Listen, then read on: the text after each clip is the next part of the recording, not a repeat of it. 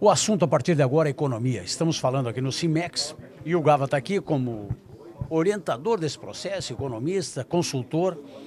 Estamos com números preocupantes.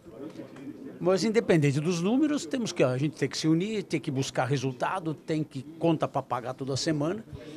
Qual é a orientação que a gente pode passar para o mercado de o empresário entender que, apesar dos números ruins, temos muito mercado, vamos ter que trabalhar mais, porque para sair de uma crise é trabalhando mais, e trabalhando de uma maneira melhor, produzindo, que é o grande tema, a gente vem discutindo há anos aí, produtividade.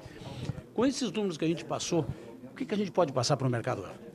Olha, não dá para deixar o pessimismo tomar conta, né? A gente sabe que nós vivemos agora 2 anos muito difíceis, mas a perspectiva agora já para esse ano é de melhorar no sentido da gente parar de cair, da economia voltar um pouco a crescer.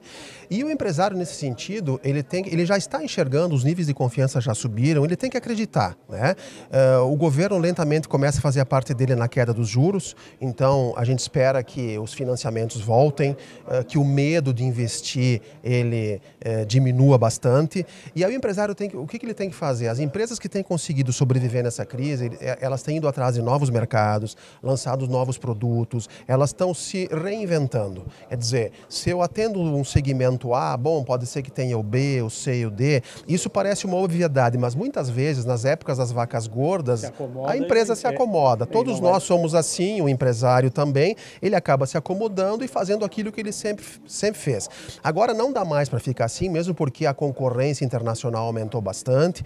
Então, o que nós diríamos para o empresário é isso, que ele não se deixe dominar pelo pessimismo, que ele invista, porque a perspectiva, por exemplo, eu falava agora há pouco, para o ano que vem, já é de uma volta, aí sim, de um crescimento bem substancial.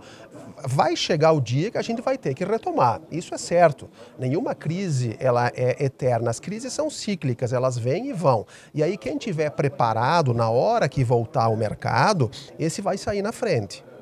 E a gente está falando muito seguidamente de a gente se unir, a gente vê aqui o próprio CIMEX com o APL, metal mecânico, automotivo, fazendo os empresários se juntarem, inclusive com concorrente, coisa que a gente nem pensaria há pouco tempo atrás, né? É verdade, e eu tenho visto, eu trabalho com consultoria, assim, em vários setores, é uma coisa que a gente faz pouco ainda. Eu vejo os empresários utilizarem muito pouco, às vezes, as estruturas que existem do Sistema S, que eles pagam, é sustentado pelas empresas. Exatamente, Sebrae, Senac, o SESI, o próprio Senai, o próprio CIMEX aqui.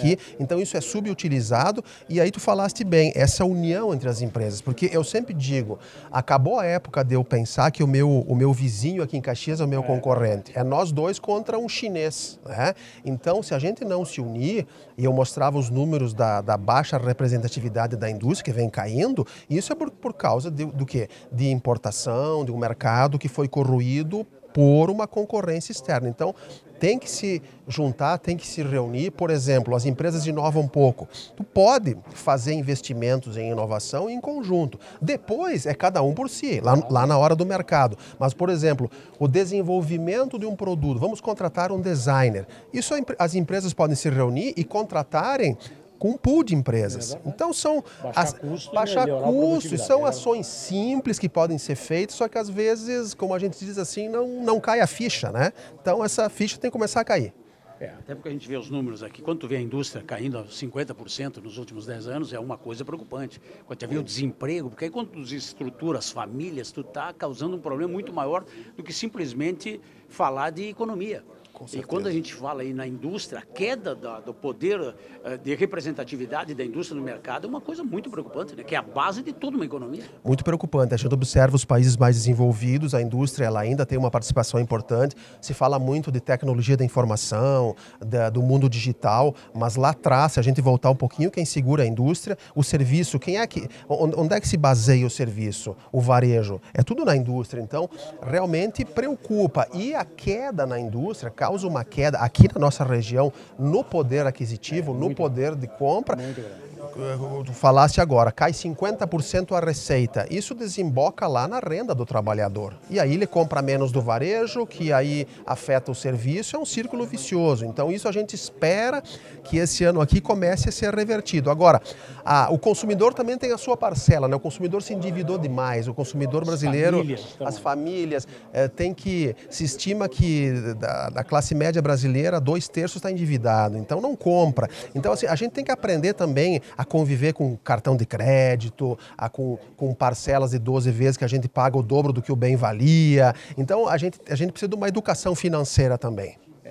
Quando a gente vê o juro aí, mas tu vê o cartão que nos últimos anos cresceu muito, com juros de 420, 450%. É um crime isso aí. Eu não sei quem é que autorizou, de que maneira chegou um volume, porque na prática a gente está desestruturando toda a nossa sociedade. Né? É verdade, com certeza. Isso não tem país que tenha um juro de cartão de crédito assim dessa monta. Isso é uma coisa completamente insana. Falaste bem, eu não sei como é que permitem isso, como é que chegou a esse nível. Mas aí tu imagina uma família que está endividada e pega um rotativo de cartão de crédito 400%. Aí ela nunca mais sai do buraco. Né? Quer dizer, então, também é uma parcela. Acontece que se deu muito financiamento para o consumo. E se tu não está acostumado com isso, tu quer consumir. E agora estourou. Então, nós temos que passar esse maremoto assim, do endividamento. As pessoas vão pagar as contas, não adianta, não tem outra. E depois elas vão começar a comprar de novo. Então, que pelo menos fique uma lição aí que a gente não pode sair comprando de forma desmedida. Porque o que é o crédito? O crédito é uma maneira artificial de aumentar o nosso salário. E a gente tem que se dar conta disso. 1 mês, 2 meses, 3 meses, tu aguenta. Depois a conta bate a porta. Eu estava vendo aqui, eu estava esses dias fazendo um trabalho na área da construção civil, inclusive, a pessoa aí, as famílias, o cara comprou apartamento, comprou o carro, botou tudo junto. No mundo não existe isso, só nós temos, né? Não. Ou tu compra o apartamento, ou tu compra o carro, aí compra tudo junto, aí depois o cara que nunca pagou um condomínio começa a pagar. Aí tem o carro, quando tu compra, tem que abastecer, tem que pagar seguro, tem que consertar, e aquilo vai acumulando. Compra um prédio, é condomínio todo mês, coisa que ele nunca pagou, e aí estourou porque a gente vê agora a inadimplência a níveis absurdos. Com certeza. Se a gente observar um pouco alguns outros países, pega os países da Europa, próprios Estados Unidos, não tem essa farra do crédito. As pessoas não compram as coisas em 12 vezes, elas compram à vista. E se elas não têm dinheiro, elas guardam, esperam e vão lá e compram. Não que o crédito de todos seja ruim, mas não saber lidar com o crédito, e ainda mais o crédito que é colocado aqui, que ele é caríssimo, e a gente de novo acaba pagando 2 vezes o que o bem vale, então é uma ilusão, né? Tem que ter muito cuidado com isso, porque os salários pararam de subir. E outra coisa, a pessoa endividada já é ruim, aí ela se endividou e perdeu o emprego. E aí, então, fechou o ciclo. A gente tem muito o que falar, mas o bom para você economize, tente fazer uma reserva se conseguir, e supérfluo acabou, né? Até porque o juro nunca mais vai sair disso, e tu sai do mercado, tu não vai poder mais comprar prazo. E aí a coisa vai agravando. Então a mensagem, principalmente para o empresário, o industrial, que é a base de toda essa economia. Primeiro, otimismo, acreditar, a incerteza está baixando, a gente está começando a voltar a um crescimento devagarinho, então acreditar nisso e usar das suas estratégias para, de novo, buscar novos mercados, lançar novos produtos, aquilo que a gente comentava agora há pouco, fazer parcerias com os concorrentes, né? Que a gente pode desenvolver muita coisa em parceria com a concorrência e depois no mercado cada um segue o seu caminho. Então eu diria que tem que ter otimismo e criatividade. Essas são 2 palavras que eu colocaria para esse ano aqui, e a gente tem visto que as empresas não são meras palavras, as empresas que levam isso à prática, elas acabam se sobressaindo das outras. Tem alguns segmentos que a gente vê, a gente fez um trabalho agora há pouco tempo também na área de confecção, que é um setor complicado, malharias, a maioria aí quebrada, mas gente faturando, trabalhando 24 horas. Quer dizer que aonde tu entender o mercado, na indústria, a mesma coisa, setor automotivo tem setores aí completamente quebrados e outros estão trabalhando, abrindo mercado aí para o mundo inteiro e tem que ir para a briga.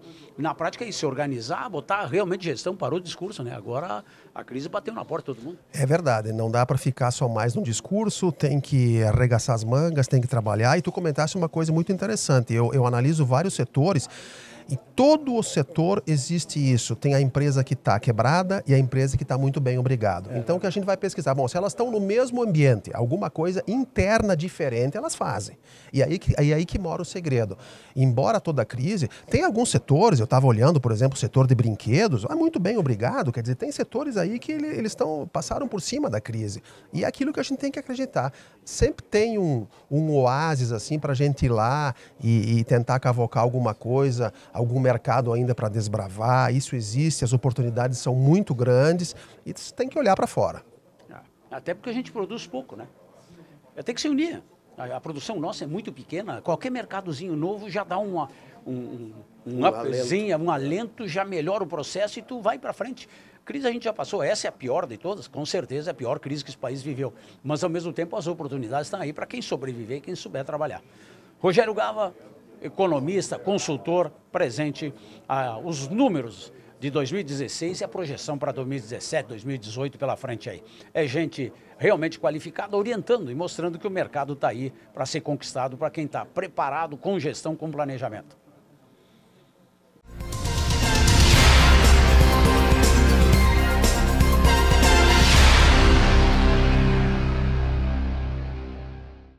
A Estação Aduaneira da Serra Gaúcha, EADI, viabiliza uma estrutura moderna e ágil para o mercado de importadores e exportadores. Uma área ampla com depósitos e equipamentos apropriados à movimentação de cargas. A Estação Aduaneira vem com uma equipe com conhecimento e capacitação para atender o mercado diversificado e competitivo como o da Serra Gaúcha. Trabalhando de maneira globalizada, a Estação Aduaneira está em permanente modernização para melhor atendê-lo. Estação Aduaneira. Medir forças nunca é a melhor saída, ainda mais em momentos de crise, onde todos saem perdendo. Por isso, acreditamos que o diálogo, o comprometimento e a união são as melhores alternativas para o sucesso coletivo. Vamos juntos encontrar saídas, caminhar lado a lado por um futuro melhor para todos. Somente unidos podemos vencer essa batalha. Essa é a marca das empresas do Cimex. Nossa luta é pelo emprego, nossa causa é o trabalho.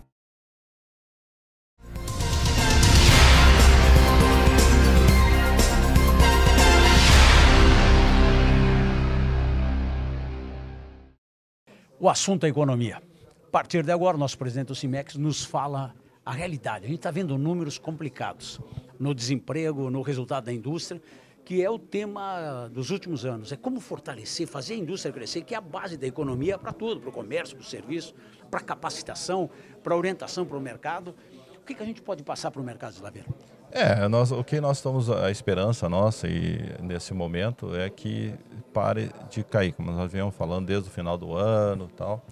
E agora, nesse momento, se a gente olhar, analisar pegar um mês agora, janeiro, a gente vai dizer, não, tá ruim, né? Porque ela está muito parada. Tem empresas grandes com férias coletivas, Mas, por outro lado, se nós analisarmos assim numa história mais longa, nós vamos ver que no momento normal, tirando 2011, 2010, 2011, 2012 até 2013, que não parava, a indústria continuava e tal, janeiro, fevereiro, não. Nos outros momentos, janeiro e fevereiro sempre foi baixo. Certo. Ele é baixo e a retomada mesmo, como eu sempre falo aqui, depois do carnaval. E esse ano, depois do carnaval, esse dia 1º de março. E estamos acreditando aí que a gente vai ter números positivos, que seja muito pequeno, mas seja positivo. Mas o que tem atrás disso aí é a retomada de confiança. Isso que está. Caiu muita confiança. Confiança de todo cidadão brasileiro é questão da economia. Então, desde o empresário ao trabalhador, eles estão sem confiança. Então, o trabalhador não gasta porque ele não sabe se amanhã vai perder o emprego, o que ele vai fazer, então ele guarda uma reserva, então ele queria comprar alguma coisa, não compra. Né? O empresário fica preocupado, investir, o que ele está fazendo hoje é reduzir custos, estão diminuindo o consumo também, ele tirando tudo que é consumo que pode fazer, reduzindo tudo que puder, inclusive numa preocupação que pode se ver pelos números. Houve uma preocupação do empresário em manter empregos. Claro que é importante manter aquele trabalhador, aquele colaborador que já está dentro da empresa, que já conhece e tal. Por outro lado, também uma visão social disso aí. O Cimex tem incentivado isso também, de manter os colaboradores no máximo possível. Claro, sem ficar inviável, porque se a empresa chegar a assumir uma dívida muito grande, ela fica inviável, fechou, perdeu todos os empregos. Então nós temos que ter um equilíbrio nisso aí. Se nós olharmos o número, vamos ver que o número de faturamento, se nós pegarmos o auge da economia industrial de Caxias nesses últimos tempos, foi ali em janeiro de 2011. Nós tivemos dali para cá a queda de faturamento, foi faturamento permanente, chegando hoje a 53% de queda.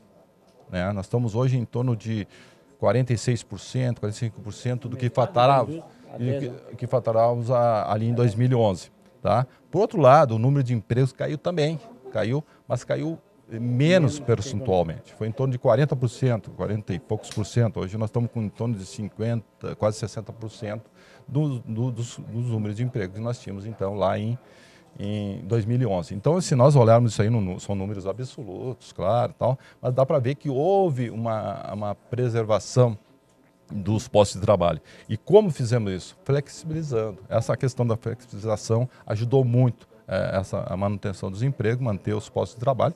E se agora tivermos uma pequena retomada, começa a ter confiança, quem sabe vão manter esses empregos. Ou se houver diminuição, vai ter mais alguma diminuição de postos de trabalho. Por quê? Porque algumas empresas não estão nem demitindo hoje por falta de condições de demitir. Pagar a rescisão e acertar as contas. A mensagem é essa, que a gente vê um trabalho muito grande do CIMEX, chamar o assunto para vir discutir as suas questões aqui, né, de maneira cooperativa, é melhor do que fazer individualmente, tentar resolver o seu problema. Slaviero, comenta para a gente, teve presente agora há pouco tempo numa feira aqui na América Latina, qual é o diferencial, o que está acontecendo com os nossos países ao redor, com a realidade brasileira agora no setor automotivo, metalúrgico e elétrico? Nós tivemos recentemente na feira lá da Colômbia, Medellín, uma feira que na verdade é uma subsidiada da Buzzworld, que acontece na Bélgica, que é uma feira muito antiga, que eu diria que é a mãe de todas as feiras no setor de ônibus, né? E é uma feira que estava começando, tal. Tivemos a oportunidade de, embora o movimento não fosse grande, mas muitos empresários bem ligados ao setor, e tivemos trocando ideia.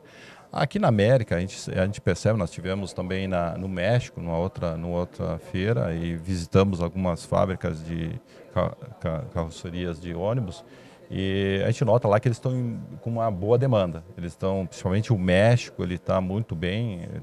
Chegamos a visitar uma empresa que ela tinha um dia de folga por semana e estava trabalhando turno seguido, 3 turnos seguindo direto. Era uma empresa pequena, evidente, mas isso já era um sinal de que tinha pedido, né? Na Colômbia, a gente percebe que não está ela está um pouco menos, né? A Colômbia aí está também, mas também está, porque e também uma coisa que a gente nota, que eu falo sempre aqui, que a economia nossa, a nossa indústria, ela depende muito das políticas públicas, né? Porque transporte público, a questão nós aqui, nós temos 2 segmentos, 3, né? Vamos botar a parte de agrícola, tratores, depende da safra, né? Mas a safra também tem alguma ligação com políticas. Então tem o transporte, né? A questão de carretas, o semi-reboques, depende disso aí. E o ônibus é fortemente dependente de políticas públicas. E lá na Colômbia não foge disso, mas está melhor que aqui. Então, e assim a gente vai indo, né? A gente sabe que lá, inclusive na Colômbia, temos duas grandes empresas brasileiras, uma delas é nossa aqui de Caxias e outra que é do Brasil, mas hoje ela só tem a unidade lá. E ela está fabricando carrocerias de ônibus, inclusive estava expondo lá o maior ônibus coletivo de transporte público, né, urbano. Então, assim, mas tinha muitos fabricantes novos lá. Nós estivemos vendo, inclusive com carrocerias muito bonitas e tal. E as nossas também estavam ali. As brasileiras estavam presentes e buscando o mercado, né?